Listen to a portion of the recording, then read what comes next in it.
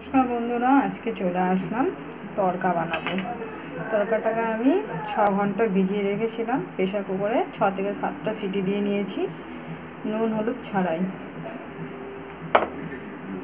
এবার আমি নিয়েছি রসুন বাটা, আদা বাটা আর ধনে জিরে বাটা, আমি বেটে নিয়েছি হাতে করে। এবারে নিয়েছি 2টো টমেটো, একটা বড় পেঁয়াজ আর 2টো কাঁচা লঙ্কা। 1 প্যাকেট তড়কা আছে, তাই 50 গ্রাম মতন তেল নিয়েছি, সর্ষের তেল। এবার আমি পেঁয়াজ কুচিগুলো দিয়ে দেবো। তেলটা গরম হয়ে এসছে। এর মধ্যে কোনো ফোড়ন পড়বে না, যেহেতু তড়কার ভেতরে 2টো মশলা থাকে।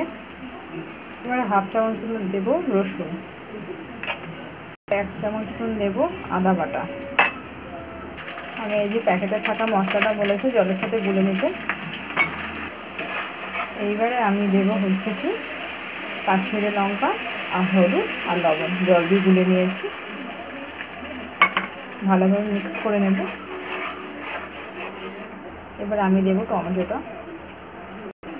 ভালোভাবে একদম কষিয়ে নেব। তেল বেরিয়ে আসবে, তখন তড়কাটা দিয়ে দেব। সুন্দর তেল ছেড়ে দিয়েছে, এবার তড়কাটা দিয়ে দেবো। একেবারে রেডি হয়ে গেছে মশলা কষানো।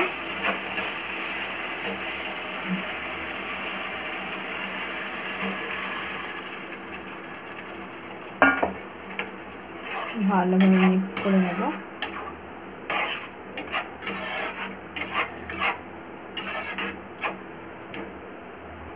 এবারে যেটা করবো, কেশরি মেথিটাকে ভালো করে ঘষে এর উপর দিয়ে দেবো। লবণ একটু কম হয়েছে, তাই একটু উপর দিয়ে দিলাম। এবার ঢাকা দিয়ে ফুটিয়ে নামিয়ে নেব।